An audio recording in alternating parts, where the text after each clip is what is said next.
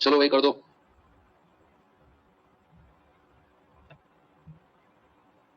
Hello बच्चों, नमस्कार, good morning. क्या हाल है सभी के? उम्मीद करता हूँ अच्छे होंगे, बेहतर होंगे।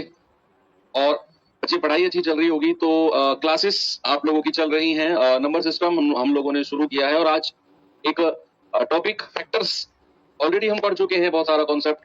तो कुछ सवाल आज हम कर लेते हैं और एक छोटा सा और टॉपिक है नंबर ऑफ जीरोज, शून्य की संख्या, क्योंकि रेलवे में बहुत कम पूछा जाता है, लेकिन part of chapter number system है। तो ऐसा नहीं है कि हम लोग उसे हटा दें। देखो हमें करना पड़ेगा वो। नहीं बच्चे, क्लास 10:30 ही शेड्यूल कराई थी। मैं आपको थोड़ा सा उसका रीजन बता देता हूँ। लेट नहीं है, मैंने शेड्यूल ही 10:30 बजे की कराई थी। दरअसल क्या है कि मेरा जो कर्म भूमि यानी कि जो जॉब है, गवर्नमेंट सर्विसेज में हूँ मैं, और मेरी पोस्टिंग महाराष्ट्र नागपुर में है। तो उसके लिए सुबह की मेरी फ्लाइट थी, तो मैं अभी आके लगा हूँ जस्ट। तो क्लास इस वजह से आपकी थोड़ी सी डिस्टर्ब हुई थी आधे घंटे, यही रीजन था।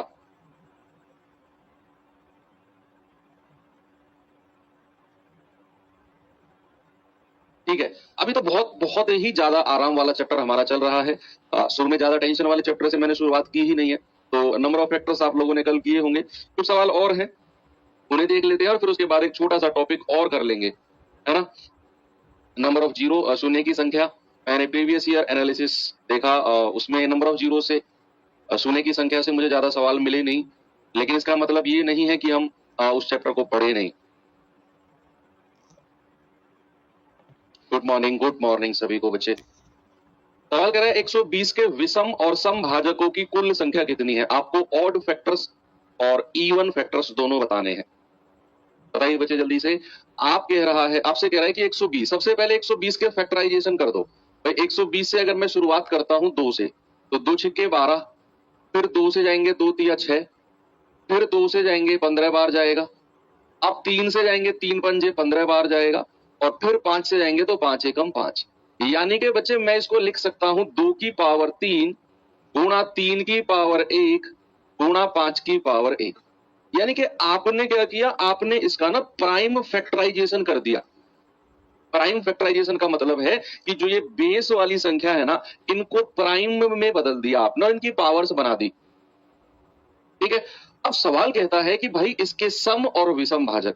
अगर मैं आपसे कहूं कि number of even factors, number of even factors, और अगर मैं आपसे कहूं कि number of odd factors, number of odd factors, ये दोनों हमें बताने हैं। कैसे होगा बच्चे? इवन फैक्टर के केस में नंबर निकालने हो तो 2 की पावर में +1 नहीं करते हैं। जब हम सम भाजक निकाल रहे होते हैं बच्चे, या सम गुणनखंड निकाल रहे होते हैं, तो हम क्या करते हैं, हम 2 की पावर में +1 नहीं करते हैं, बाकी में +1 कर दो। 1 + 1 गुणा 1 + 1, तो ये कितना हो जाएगा, 3 गुणा 2 गुणा 2। और आप कहेंगे सर ये हो गया 12। क्या हो गया? 12। ये सम है, ये सम है। अब बात करते हैं ऑड फैक्टर्स की। तो भैया दो ऑड फैक्टर का मतलब क्या है? विषम गुणनखंड का मतलब क्या है? 2 से दुश्मनी, यानी कि 2 की पावर को लेना ही नहीं है, बाकी पावर में +1 कर दो। आप कहेंगे सर ये हो गया 4। हमसे पहले क्या पूछा है? हमसे पहले विषम और फिर सम। तो विषम कितने हैं? 4, और फिर सम कितने हैं? 12। तो आपका आंसर ऑप्शन ए नहीं, ऑप्शन सी सही होगा। कुछ लोग ऑप्शन ए दे रहे हैं। बच्चे आपने आंसर तो सही निकाला, लेकिन आपने गड़बड़ कर दी।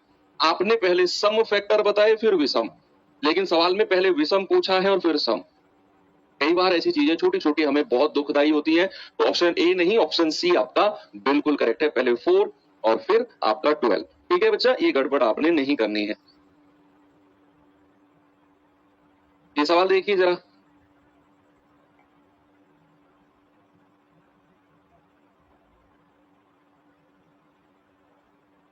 चलो, सवाल कर रहा है कि इसको अभाज्य गुणनखंड प्राइम फैक्टराइजेशन करना है। वही 2 3 5 7 11 इनकी पावर में बदलना है। बदल दो भाई जल्दी से। देखो ये संख्या मेरे पास है 266805, यही है ना। अब मैं 2 से तो शुरुआत नहीं कर सकता हूं, पता है क्यों? क्योंकि ये संख्या 2 से कटेगी ही नहीं। ऑप्शन में भी 3 से ही शुरुआत है।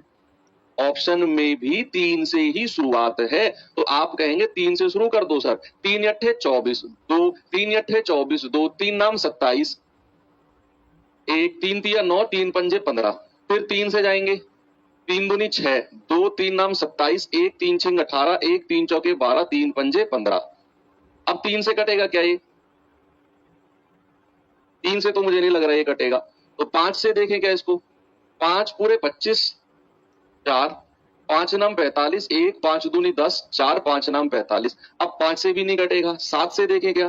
7 अट्ठू 56, 3 7 चौक 28, 7 सत्ते 49। 7 से फिर काटे क्या? 7 एकम 7, 7 दूनी 14, 7 एकम 7। अब 11 से काटें, 11 11 121, और फिर 11 से काटें, 11 एकम 11। तो हमें क्या मिला बच्चों? हमें मिला 3 की पावर 2 गुणा 5 की पावर 1 गुणा 7 की पावर 2 गुणा 11 की पावर 2। ये हमारा प्राइम फैक्टराइजेशन हो गया। ऑप्शन जो भी है आप लगाओ और खुश हो जाओ, आप लगाओ खुश हो जाओ कि 3 की पावर 2, 5 की पावर 1, और ये आपका ग्रुप डी 2022 में पूछा गया सवाल है। ठीक है भाई। अब अगर मैं इसी सवाल में आपसे एक चीज पूछने लगूं, सेम क्वेश्चन में, जरा मुझे टोटल नंबर ऑफ फैक्टर बताना। देखता हूं कितने लोगों ने रिवीजन किया है पिछले 2 दिन में। जरा मुझे टोटल फैक्टर बताना, जरा मुझे इवन फैक्टर बताना, मुझे ऑड फैक्टर बताना। ये 3 सवालों के जवाब बता दो मुझे। देखता हूं कितने लोगों ने सैटरडे संडे में कॉपी खोल के देखी है, पता चल जाएगा अभी। बताइए भाई जल्दी से जवाब।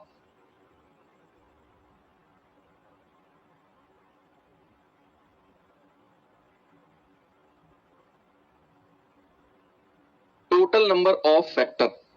आप कहेंगे कि सर पावर में +1 +1 +1 करके मल्टीप्लाई कर दो। भाई 2 में 1 प्लस करेंगे 3 गुणा 1 में 1 प्लस करेंगे 2, फिर हम कहेंगे 2 में 1 प्लस 3, और फिर 2 में 1 प्लस 3, 3 तिया 9 तिया 27 दूनी 54।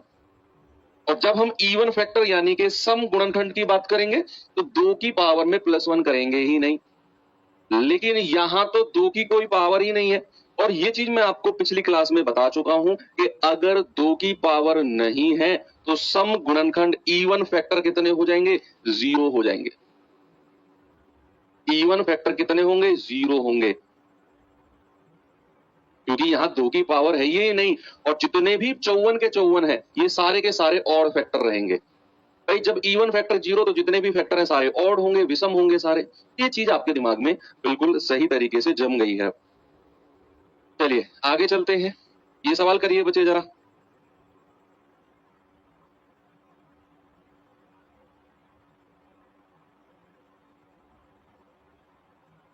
बताओ।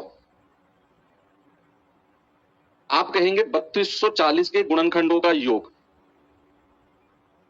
3240 के गुणनखंडों का योग कितना होगा? भाई यहां पर 3240 को पहले सॉल्व करेंगे। 3240 2 से जाएंगे 16 बार और 20 बार, 2 से जाएंगे 8 बार और 10 बार, फिर 2 से जाएंगे 405 बार, अब 3 से जाएंगे 135 बार, 3 से जाएंगे 3 चौके 12, 3 पंजे 15, 3 से जाएंगे 15 तिया 45, 3 से जाएंगे 3 पंजे 15, और 5 से जाएंगे 5 एकम 5। तो ये कितना हो गया? 2 की पावर 3, 3 की पावर 4 और 5 की पावर 1। आपने प्राइम फैक्टराइजेशन कर दिया। अब इसके बाद उसने बोला कि सभी गुणनखंडों का योग सम निकालना है।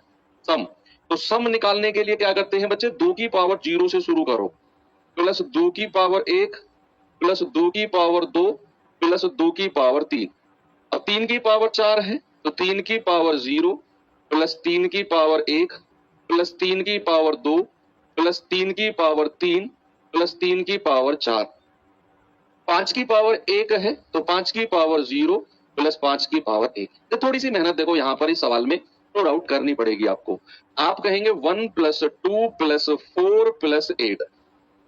ठीक है, यहां करेंगे 1 प्लस 3 प्लस 9 प्लस 27 प्लस 81, और यहां करेंगे 1 प्लस 5।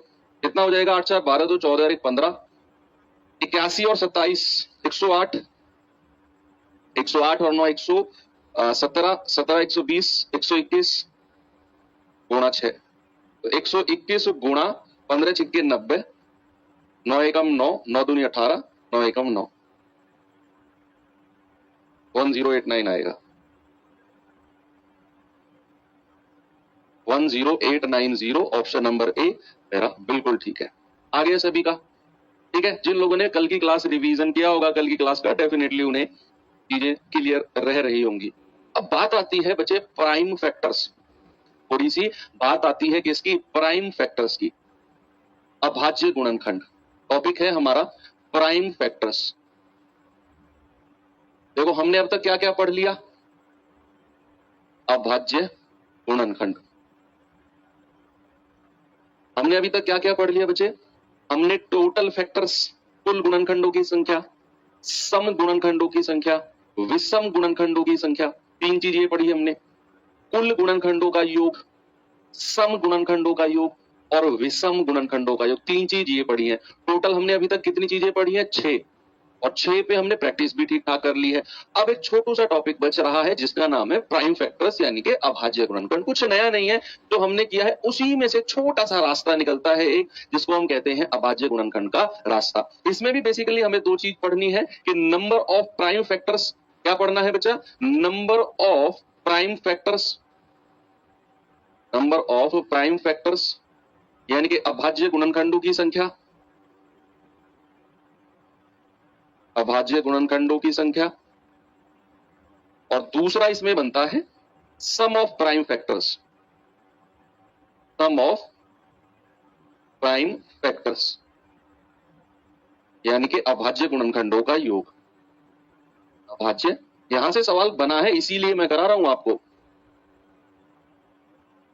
अभाज्य गुणनखंडों का योग। यहां से सवाल आपके ग्रुप डी में पूछा गया है, एनटीपीसी में पूछा गया है, मतलब रेलवे में जो क्वेश्चन पूछे गए हैं बेसिकली वो प्राइम फैक्टर से ज्यादा पूछे गए हैं, इसीलिए मैं इसको डिटेल में आपको बता रहा हूं।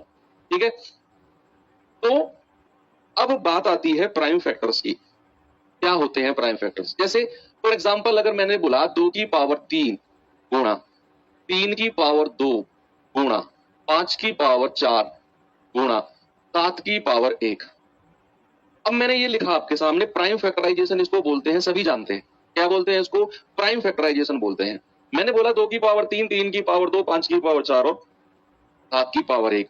जितनी भी संख्या आपको दिख रही है 2, 3, 5, 7, ये सारी की सारी संख्या क्या है, अभाज्य है। क्या है बच्चे, प्राइम नंबर है, अभाज्य संख्याएं हैं। ठीक है, यस। अब इसके बाद हमें दो सवालों के जवाब देखना। अभी इसमें कुछ मैं ऐसा नहीं है कि आपको कुछ अलग से कॉन्सेप्ट सिखाऊंगा, तो आप कल से सीखते आ रहे हो सेम उसी पर ही हमें करना है। चलो देखते हैं भाई, जब भी बात आएगी number of prime factors, number of prime factors, अभाज्य गुणनखंडों की संख्या, पता है आपने कितना काम करना है, बहुत छोटा सा काम करना है। जितनी भी पावर्स लगी हुई है ना सबको प्लस कर दो, 2 प्लस, क्या करना है, जितनी भी पावर है 3 प्लस 2 प्लस 4 प्लस 1, 3 2 5, 5 4 9, 9 और 1 10। नंबर ऑफ प्राइम फैक्टर्स, अभाज्य गुणनखंडों की संख्या जब भी पूछेगा, देखो सम गुणनखंडों की संख्या, विषम की संख्या, कुल की संख्या, ये सब आपसे वो पूछ चुका है। अब बात आती है अभाज्य गुणनखंडों की संख्या, नंबर ऑफ प्राइम फैक्टर्स। जब भी पूछेगा तो आपने इन पावर्स को, इन घात को एज इट इज ऐड कर देना है, और जो भी आपका आंसर आएगा बिल्कुल करेक्ट आएगा। बस इतना सा काम करना है। और अगर मैं आपसे कहूंगा बच्चे अभाज्य गुणनखंडों का योग यानी कि sum of prime factors, sum of prime factors, अभाज्य गुणनखंडों का योग, उसके लिए क्या करना है, अगर अभाज्य गुणनखंडों का योग कहेगा ना तो फिर आपने क्या करना है, जो ये अभाज्य संख्या आपको दिख रही है इनको जोड़ दो, 5 प्लस 7, 7 5 12, 3 15 2 17, लो, बस इतना सा काम आपने करना है। अगर आपसे कहेगा कि अभाज्य गुणनखंडों का योग, तो आप क्या करेंगे, जो ये बेस वाली संख्या है ना, आधार वाली है 2 3 5 7, इनको जोड़ दो, ये आ जाएगा अभाज्य गुणनखंडों का योग। और अगर आपसे कहेगा कि भैया नंबर ऑफ प्राइम फैक्टर्स यानी कि अभाज्य गुणनखंडों की संख्या, अभाज्य गुणनखंडों की संख्या, और अगर वो कहेगा तो आपने क्या करना है, पावर्स को जोड़ देना है, बस आपका आंसर आ जाएगा 10। कोई प्लस वन नहीं करना है यहाँ पर, इतना सा काम है और काम आपका खत्म है। अब मैं आपको सवाल दिखाता हूं जो आपके एग्जाम में पूछा गया है। देखो ये रहा, आपके एग्जाम में सवाल पूछा गया है।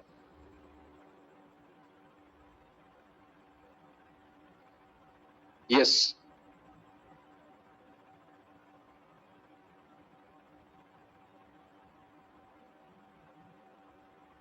कह रहा है कि 9 की पावर 6, 12 की पावर 4 और 7 की पावर 7 अभाज्य गुणनखंडों का योग क्या होगा? सम ऑफ प्राइम फैक्टर्स।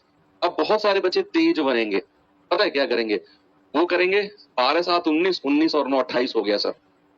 अरे वो तो ऑप्शन में ही नहीं है भाई। क्या सिखाया मैंने फ्राइडे वाली क्लास में कि ये जो बेस है ये अभाज्य संख्या, ये प्राइम नंबर नहीं होना चाहिए क्या? दिखाया था ना फ्राइडे में मैंने आपको। जैसे ये 9 है, 9 को मैं कह सकता हूं 3 का स्क्वायर और उसकी पावर 6, ये 12 है, 12 को मैं कह सकता हूं 2 की पावर 2 गुणा 3 और उसकी पावर 4। भाई देखो 12 को आप क्या कह सकते हो, 2 दूनी 4 या 12, 2 गुणा 2 गुणा 3 और इसको आप कह सकते हो 2 का स्क्वायर गुणा 3, यानी कि 12 को बेसिकली आप ये कह सकते हो 2 गुणा 2 गुणा 3, यानी कि 2 का स्क्वायर इंटू 3 की पावर 4। और 7 तो एज इट इज रहने दो, खुद एक प्राइम नंबर है 7 तो। अब क्या करेंगे, ये आपस में मल्टीप्लाई हो जाएगा, 3 की पावर 12 और ये पावर अलग अलग मल्टीप्लाई होगी। देखो 4 दूनी 8, 2 की पावर 8 गुणा 3 की पावर 1 ही है ना, तो 1 की 4 में गुणा होगी तो 4 एकम 4 गुणा 7 की पावर 7। अब यहाँ 3 हमें 2 जगह दिख रहा है तो पावर्स को प्लस कर दो, 2 की पावर 8 गुणा 3 की पावर 12 और 4 16 गुणा 7 की पावर 7। अब आपने इनको अभाज्य संख्या में बदल दिया, बदल दिया ना, मैंने फ्राइडे में बदलवाना सिखाया था आपको। अब जैसे ही आपने इनको अभाज्य संख्या में बदला, उसने पूछा है योग, sum of prime factors, sum of prime factors. तो क्या करना है, इन बेस को जोड़ दो बस, 2 + 3 + 7, 7 3 10 2 12, आंसर आ जाएगा ऑप्शन नंबर बी। अगर कहता नंबर ऑफ प्राइम फैक्टर्स, अभाज्य गुणनखंडों की संख्या, तो आप क्या करते, पावर्स को प्लस करते, 16 और 8 24, 24 और 7 31। अगर कहता कि नंबर ऑफ प्राइम फैक्टर्स कितने हैं जी, तो फिर आप केवल और केवल पावर्स को प्लस करते। और अगर कह रहा है सवाल में कि अभाज्य गुणनखंडों का योग सम ऑफ प्राइम फैक्टर्स, तो आप इस बेस को प्लस कर दोगे, 7 3 10 2 12, सिंपल। अभाज्य वाला केस तो सिंपल है ना, बहुत सिंपल है।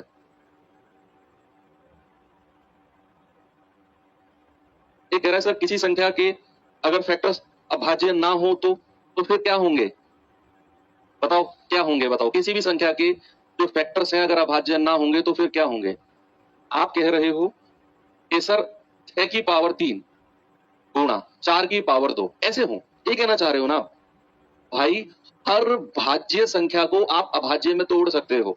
6 को आप तोड़ सकते हो 2 गुणा 3 में, अभाज्य में तोड़ दिया। इसको तोड़ सकते हो 2 की पावर 2 में। every composite number can be converted into prime number, every composite, हर भाज्य संख्या। देखो कंपोजिट नंबर 2 अभाज्य संख्याओं का गुणनफल मिलकर ही बनती है। ऐसा तो बिल्कुल भी नहीं है कि सर ऐसा कोई सवाल हो जिसमें अभाज्य फैक्टर ही ना हो, ऐसा तो हो ही नहीं सकता है बच्चे। ठीक है, चलिए एक सवाल और देता हूं आपको, जरा ये सवाल करेंगे।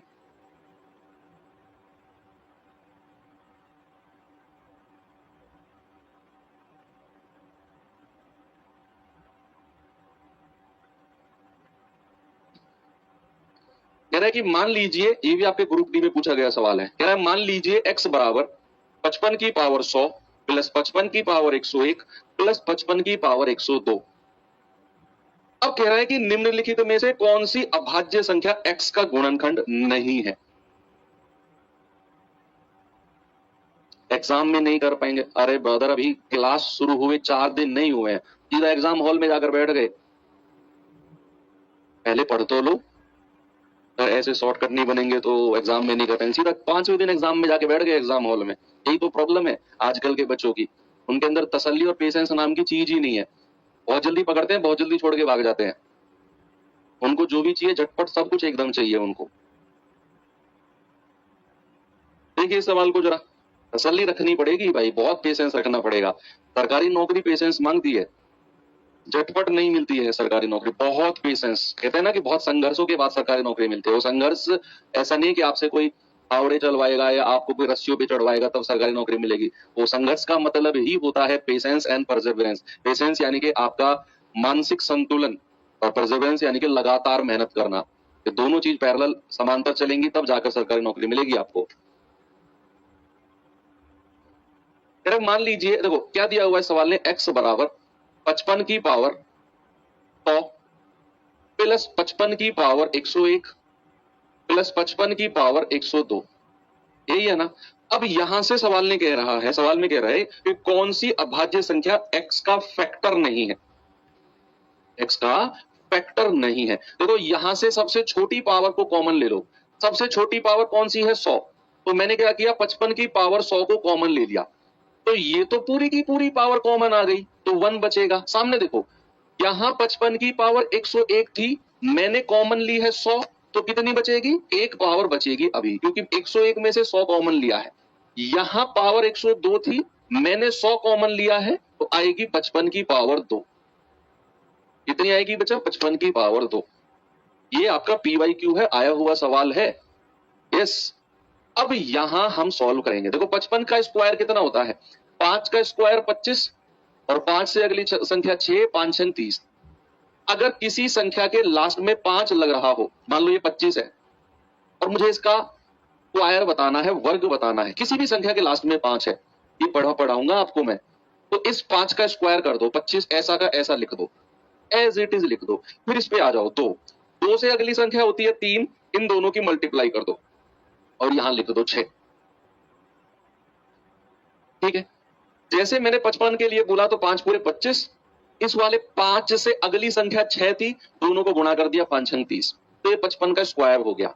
1 कैसे आया भाई, यहां मैंने इससे ना, इस पूरे सम से, इस पूरे योग से 55 की पावर 100 को कॉमन लिया है, कॉमन, और जब मैं कॉमन लूंगा तो ये पूरा का पूरा बाहर आ गया, तो यहां 1 बचेगा।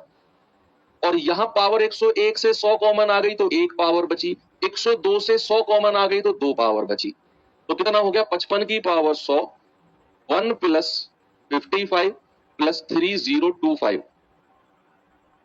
जोड़िए भाई इसको, 55 और 25 कितना होता है, 80, और 1 81, 3081 गुणा 55 की पावर 100। अभी मुझे इसका प्राइम फैक्टराइजेशन भी करना है, अभी तो इसका प्राइम फैक्टराइजेशन भी करना है, प्राइम फैक्टराइजेशन। अब जैसे 3081 है, तो इसका प्राइम फैक्टराइजेशन अलग से करो, ऐसे 3 से जाएगा, 3 एकम 3 0, 3 दूनी 6, 3 सत्ते 21। अब किससे जाएगा, 13 से चला जाएगा क्या, 13 सत्ते 91, यस, 13 सत्ते 91, 13 निम्मा 117, 79 से जाएगा तो एक बार, यानी कि इसको मुझे प्राइम फैक्टराइजेशन करके मिला 3 गुणा 13 गुणा 79। 55 को मैं क्या लिख सकता हूं, 5 गुणा 11 की पावर 100, 11 पंजे 55 होता है, तो 3 गुणा 13 गुणा 79 गुणा 5 की पावर 100 गुणा 11 की पावर 100, ये इसका प्राइम फैक्टराइजेशन बना दिया आपने। अब क्या आपसे कह रहा है, आपसे कह रहा है कि कौन सी अभाज्य संख्या x का गुणनखंड नहीं है। जैसे ही आपने प्राइम फैक्टराइजेशन किया तो आपको मिला ये, ऑप्शन में से वो ऑप्शन ढूंढ के बताओ जो आपको यहां नहीं दिख रहा है। उसने बोला ना कि अभाज्य गुणनखंड नहीं है, तो कौन सी ऑप्शन की संख्या यहां आपको नहीं दिख रही, भाई 71 नहीं दिख रही, 3 दिख रही है तो ये मेरा आंसर नहीं होगा, 11 भी दिख रही है, आंसर नहीं होगा, 79 भी दिख रही है, आंसर नहीं होगा, तो x का गुणनखंड नहीं है, तो वो है option number A, that is 71। क्या है, 71 बिल्कुल सही जवाब है बच्चा। इंपोर्टेंट क्वेश्चन है, इसको नोट कर लो, आपके ग्रुप डी 2022 में पूछा गया सवाल भी है। 3025 इन सबको जोड़कर आया, ये 55 का स्क्वायर है, 3025 55 का वर्ग है, जो मैंने अभी आपको निकलवाना सिखाया। ठीक है, फिर इनको जोड़कर मिला हमें ये 3081, और 55 की पावर 100 को मैंने यहां लिख दिया। ठीक है, वेरी गुड, बहुत बढ़िया, बहुत अच्छा रिस्पॉन्स है बच्चे। चलिए थोड़ा सा इस तरह का सवाल भी देख लो।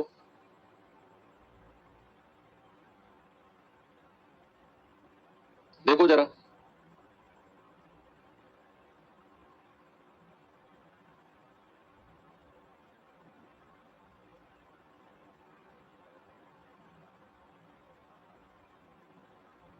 सवाल है कि 729 के कितने गुणनखंड पूर्ण वर्ग हैं, परफेक्ट स्क्वायर है? कैसे करें?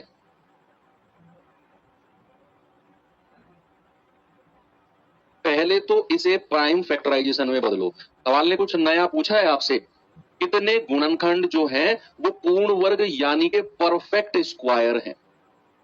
ऐसा सवाल आपके एग्जाम में पूछा गया है, देख लो। कैसे करेंगे अभी मैं आपको बताता हूं। सबसे पहले ना इसका प्राइम फैक्टराइजेशन करो। भाई 729 है, ठीक है। 729 को क्या मैं 27 का स्क्वायर नहीं कह सकता हूं? 27 का स्क्वायर ही तो 729 होता है कि नहीं? आप कहेंगे बिल्कुल होता है सर। और 27 के स्क्वायर, 27 को मैं क्या कह सकता हूं? 3 की पावर 3 और उसकी पावर 2। 3 की पावर 3 उसकी पावर 2। भाई या तो आप 729 को इस तरीके से लिखो और 3 से काटते चले जाओ, तब भी हो जाएगा। या फिर 729 को आपने लिखा 27 का स्क्वायर, 27 को लिखा 3 की पावर 3 उसकी पावर 2। अब ये पावर आपस में मल्टीप्लाई हो जाएंगी। कितना हो जाएगा? 3 दूनी 6, 3 की पावर 6 हो गया। कोई दिक्कत नहीं, आपने बोला 3 की पावर 6। अब आपसे उसने पूछा ऐसे कितने फैक्टर हैं जो पूर्ण वर्ग हैं। आप में से कोई भी बच्चा क्या मुझे बता सकता है कि कोई भी संख्या अगर पूर्ण वर्ग परफेक्ट स्क्वायर होती है तो उसकी कितनी पावर होती है? कोई भी बता दो मुझे कि अगर कोई संख्या परफेक्ट स्क्वायर है तो उसकी पावर होती कितनी है? क्या मैं उसको इस फॉर्मेट में लिख सकता हूं a की पावर 2? कोई भी संख्या अगर परफेक्ट स्क्वायर है तो उसकी पावर जो होगी वो 2m की फॉर्मेट में होगी। अब m की वैल्यू 0 1 2 3 4 आप रखते चले जाओ। m की वैल्यू 0 रखोगे तो आपको मिलेगा बच्चे, अगर आप m की वैल्यू 0 रखोगे तो आपको मिलेगा a की पावर 0। क्या ये परफेक्ट स्क्वायर है? यस, बिल्कुल है। क्यों? क्यों किसी की भी पावर 0 होता है 1, और 1 एक परफेक्ट स्क्वायर, एक पूर्ण वर्ग संख्या होती है। 1 का स्क्वायर, 1 का स्क्वायर इज 1, 1 का वर्ग 1 होता है। तो अगर आप m बराबर 2 रखोगे, या सॉरी 1 रखोगे तो ये मिल जाएगा a स्क्वायर, एक परफेक्ट स्क्वायर है, पूर्ण वर्ग है। अगर आप m बराबर 2 रखोगे तो ये मिल जाएगा a की पावर 4, एक पूर्ण वर्ग है। तो अगर आप ऐसा कह रहे हो कि सर पावर 2 होती है तो गलत कह रहे हो आप। पावर 2 नहीं, 2m की फॉर्म में होती है, जहां m की वैल्यू 1 2 3 4 5, 0 भी आप रखोगे, 0 1 2 3 4 5 6 और n तक रखोगे, इन्फिनाइट तक रखोगे, तो हर m की वैल्यू पर आपको परफेक्ट स्क्वायर, आपको पूर्ण वर्ग संख्या मिलती चली जाएगी। ठीक है, तो कोई भी संख्या बच्चे अगर पूर्ण वर्ग परफेक्ट स्क्वायर है तो उसका फॉर्मेट याद रखना, a की पावर 2m होता है, 2m। अब हमारे पास 3 की पावर 6 है, तो इसके ऐसे कितने फैक्टर्स हैं जो परफेक्ट स्क्वायर है, जो पूर्ण वर्ग है? ऐसे कितने फैक्टर्स हैं? तो स्टार्ट करते हैं बच्चे हम 0 पावर से। 3 की पावर 0, 3 की पावर 2, 3 की पावर 4 और 3 की पावर 6। 0 से शुरू किया, एक फैक्टर तो हमारा ये हो गया 3 की पावर 0, जो एक परफेक्ट स्क्वायर है, पूर्ण वर्ग है। फिर मैंने लिया एक फैक्टर जो 3 की पावर 2 है, ये भी एक परफेक्ट स्क्वायर है। फिर मैंने लिया 3 की पावर 4, एक परफेक्ट स्क्वायर पूर्ण वर्ग है। और 3 की पावर 6 तक मैंने लिया 3 की पावर 6। तो ऐसे कितने मिल गए मुझे बच्चे? 4 फैक्टर्स मिल गए जो कि पूर्ण वर्ग है, परफेक्ट स्क्वायर है, परफेक्ट स्क्वायर है। अब ऐसे ही एक एग्जांपल आपको मैं देता हूं, जरा मुझे बताना। मैंने लिखा 1024, बताओ कितने फैक्टर्स पूर्ण वर्ग हैं? इसके कितने फैक्टर्स पूर्ण वर्ग हैं? बताओ।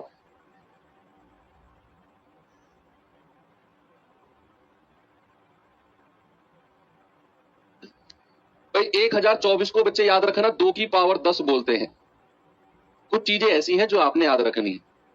2 की पावर 10, 1000 करो। एक तो 2 की पावर 0 हो गया, एक 2 की पावर 2, एक 2 की पावर 4, एक 2 की पावर 6, एक 2 की पावर 8 और एक 2 की पावर 10। ये सारे के सारे फैक्टर्स क्या हैं? सारे के सारे परफेक्ट स्क्वायर पूर्ण वर्ग हैं। 1 2 3 4 5 और 6। कितने फैक्टर हो गए बच्चा? ये हो गए सर 6 फैक्टर्स हो गए, 6 फैक्टर्स हो गए। अभी सुनते रहना, बहुत अच्छी लेवल तक लेकर जाऊंगा इस चीज में मैं आपको। अब एक चीज मैं और आपसे पूछता हूं इसमें, एक चीज मैं और आपसे पूछता हूं, जरा मुझे एक बात बताओ, कोई भी संख्या अगर पूर्ण घन है, कोई भी संख्या अगर पूर्ण घन है, परफेक्ट क्यूब है, परफेक्ट क्यूब, तो किस फॉर्मेट में होती है? तो कोई बच्चा मुझे बताओ किस फॉर्मेट में होती है अगर कोई भी संख्या परफेक्ट क्यूब यानी कि पूर्ण घन बोलूं तो? बताओ भाई। किसी भी संख्या को अगर मैं परफेक्ट क्यूब बोलता हूं तो उसका फॉर्मेट क्या a की पावर 3m होता है? होता है कि नहीं? किसी भी संख्या को बच्चे अगर मैं परफेक्ट क्यूब कहता हूं तो क्या उसका फॉर्मेट a की पावर 3m होता है? 3m, यानी कि अगर मैं m बराबर 0 कर दूं तो ये मिल जाएगा मुझे a की power 0। Yes sir, perfect cube होता है, ये पूर्ण घन होता है, एक का क्यूब एक ही होता है। अगर मैं m बराबर 1 रख दूं तो ये बन जाएगा sir a cube, perfect cube होता है सर। m बराबर 2 रख दूं तो ये बन जाएगा a की पावर 6, परफेक्ट क्यूब होता है सर। अगर मैं m बराबर 3 रख दूं तो ये बन जाएगा a की पावर 9, परफेक्ट क्यूब होता है सर। यानी कि a की पावर 0 से लेकर 3, 6, 9, 12, 15, 18, 21 और ऐसे चीजें चलती जाएंगी। और जब परफेक्ट स्क्वायर की बात आएगी तो 0 से ही स्टार्ट होगा, a की पावर 0, 2, 4, 6, 8, 10, ये परफेक्ट स्क्वायर होते हैं। अब अगर मैं आपसे कहूं कि कितने पूर्ण घन गुणनखंड हैं, परफेक्ट क्यूब फैक्टर्स, पूर्ण घन गुणनखंड, परफेक्ट क्यूब फैक्टर्स, तो आप अब समझ चुके हैं, आप समझ चुके हैं कि 2 की पावर 0 से स्टार्ट करो, परफेक्ट क्यूब बोला है ना, तो 2 की पावर 3, 2 की पावर 6 और 2 की पावर 9, कितने फैक्टर्स हो गए? 4, 4 फैक्टर्स आपके हो चुके हैं। परफेक्ट क्यूब फैक्टर जो हैं वो आपके, हाँ सॉरी, हाँ ठीक तो है। अगर आप m बराबर 4 रखोगे, a की पावर कितना हो जाएगा? 4 दिया 12, बिल्कुल ठीक है।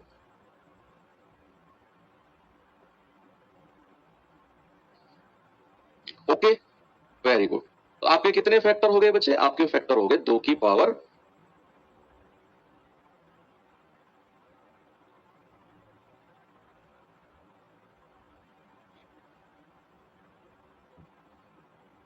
Very good. चलो,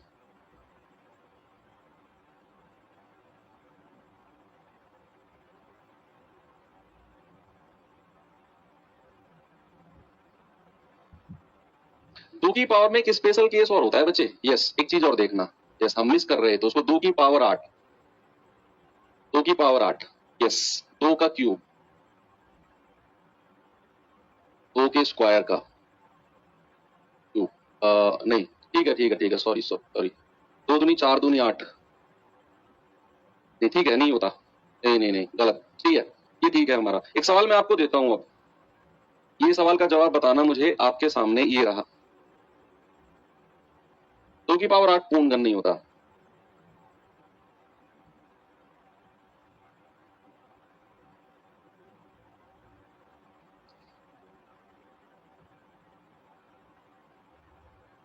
ये सवाल बताओ, 9 की पावर 7, 12 की पावर 10, 7 की पावर 9, 20 की पावर 7, 25 की पावर 9 में कुल गुणनखंडों की संख्या जो पूर्ण वर्ग और पूर्ण घन दोनों है, जो परफेक्ट स्क्वायर और परफेक्ट क्यूब दोनों है। बस ये बता दो, फिर इस चैप्टर में कोई कॉन्सेप्ट नहीं है, कोई कॉन्सेप्ट नहीं है, सब कुछ क्लियर है। थोड़ा सा चैप्टर लास्ट हुआ था इसलिए थोड़ा सा आपको परेशान हुआ। कल हम जो चैप्टर शुरू करेंगे बच्चे वो most important, number of zero chapter को मैं सबसे लास्ट में शिफ्ट कर रहा हूँ, वो इंपोर्टेंट है ही नहीं। आरआरबी के किसी भी एग्जाम में नंबर ऑफ जीरो नहीं पूछा जाता है, उसे हम सबसे लास्ट में करेंगे। कल हम जो शुरू करेंगे हो सकता है बच्चे आपकी 1 या 2 दिन क्लास थोड़ी सी डिस्टर्ब हो, लेकिन आप बिल्कुल भी परेशान मत होना कि सर तो क्लास ही नहीं ले पा रहे हैं ये और वो।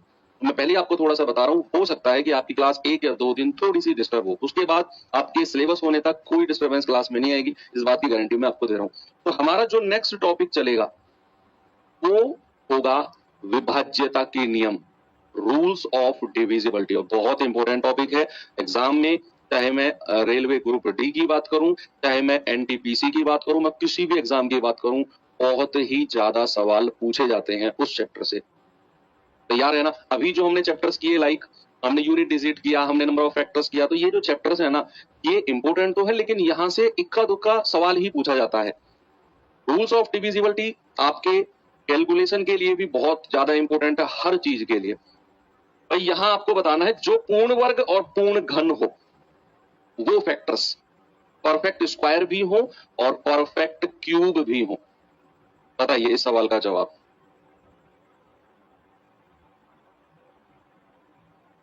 कैसे करेंगे इसे?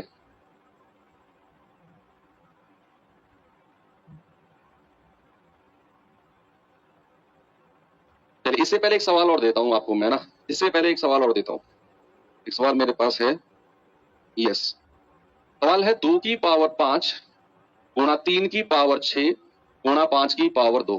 आपको बताना है perfect square factors, perfect square factors, perfect square factors बताने हैं। ऑप्शन में दे देता हूं आपको 12, 24, 16 और 22। ये मैं आपको ऑप्शन दे देता हूं। आपको बताना है, ये सब आपके सामने दिया हुआ है, परफेक्ट स्क्वायर पूर्ण वर्ग गुणनखंड कितने हैं, कितने पूर्ण वर्ग गुणनखंड हैं। बच्चे आपको अलग अलग बताना है। 2 की पावर 5 को जब आप उठाएंगे तो आप कहेंगे सर परफेक्ट स्क्वायर बोला है ना, तो 0, 2 और 4 कितने हैं? केवल 3 है। अगर मैं कहूंगा 3 की पावर 6 तो 3 की पावर 0, 3 की पावर 2, 3 की पावर 4 और 3 की पावर 6 कितने हो गए? 4, 1 2 3 4। फिर है 5 की पावर 2, यानी कि 5 की पावर 0 और 5 की पावर 2 कितने हो गए? 2। आपने क्या पूछा है आपसे कि ऐसे कितने फैक्टर्स हैं जो परफेक्ट स्क्वायर हैं, और क्वेश्चन आपके सामने था, तो आपने अलग अलग निकाले। 2 की पावर 5 में 0 2 4 केवल 3 फैक्टर हैं। 3 की पावर 6 में 0 2 4 6 4 फैक्टर हैं। 5 की पावर 2 में 0 और 2 2 फैक्टर हैं। उठा के सबकी मल्टीप्लाई कर दो। 3 गुणा 4 गुणा 2 कितना आ गया? 24। Option number B, option number B. तो परफेक्ट स्क्वायर कहे, परफेक्ट क्यूब कहे, आप बड़े आराम से कह सकते हो। अगर किसी सवाल में, जैसे अभी मैं सवाल दूंगा आपको, आपसे कहे कि वो गुणनखंड जो पूर्ण वर्ग तथा पूर्ण घन दोनों हो, दोनों है, ऐसे गुणनखंड बताओ जो पूर्ण वर्ग और पूर्ण घन दोनों है। तो कौन सी पावर हमें देखनी पड़ेगी? देखो, जब हम पूर्ण वर्ग की बात कर रहे थे तो पावर 2m देख रहे थे, जब हम पूर्ण घन की बात कर रहे थे तो पावर 3m देख रहे थे, और जब हम कहेंगे पूर्ण वर्ग और पूर्ण घन दोनों होने चाहिए, तो याद रखना बच्चे, हम जो चेक करना है वो 6m चेक करना है। क्या चेक करना है? पावर को 6m चेक करना है। क्यों? पूर्ण वर्ग जब होगी तो पावर 2 होगी, जब पूर्ण घन होगी तो पावर 3 होगी, और जब दोनों होगी तो पावर इन दोनों की मल्टीप्लाई कर दो, पावर आप कहेंगे पावर सर 6 होगी। एंड लिखो यहां। और जब इन दोनों की बात कहेगा तो भैया इनकी मल्टीप्लाई कर दो, पावर 6 होनी चाहिए। पावर कितनी होनी चाहिए? 6 होनी चाहिए। अगर हमें वो गुणनखंड बताने हैं जो परफेक्ट स्क्वायर भी हैं और परफेक्ट क्यूब भी हैं। देखो, a की पावर 6m है, मतलब a के स्क्वायर की पावर 3m, तो ये तो हो गई पूर्ण वर्ग, पूर्ण घन, क्योंकि पावर 3 है भाई, 3 दूनी 6m। और अगर कहेगा a की पावर 3 और उसकी पावर 2m, ये हो गई पूर्ण वर्ग, पावर 2 है ना? तो 6m को ही मैं ऐसे भी लिख सकता हूं और ऐसे भी लिख सकता हूं। तो जब भी आपसे कहेगा वो गुणनखंड जो पूर्ण वर्ग और पूर्ण वर्ग हो, घन हो, तो पावर आपको 6 चेक करनी है। आपके एग्जाम में सवाल आया तो है नहीं, लेकिन फिर भी आप इस सवाल को ट्राई करना बच्चे खुद से। ये चैप्टर होता है यहाँ पर खत्म। हमारा जो नेक्स्ट चैप्टर होगा विभाज्यता के नियम, रूल्स ऑफ डिविजिबिलिटी, बहुत ही ज्यादा इंपॉर्टेंट चैप्टर होने वाला है वो, तो उस चैप्टर को जरूर करना बच्चे। क्लास को मैं यहीं पर एंड करता हूं, चैप्टर की ही एंड हो गया है। यहाँ पर छोटे छोटे चैप्टर्स हैं, जब हम चलेंगे परसेंटेज वगैरह के चैप्टर की तरफ तो वहां हमारी क्लासेस थोड़ी सी बड़ी होंगी।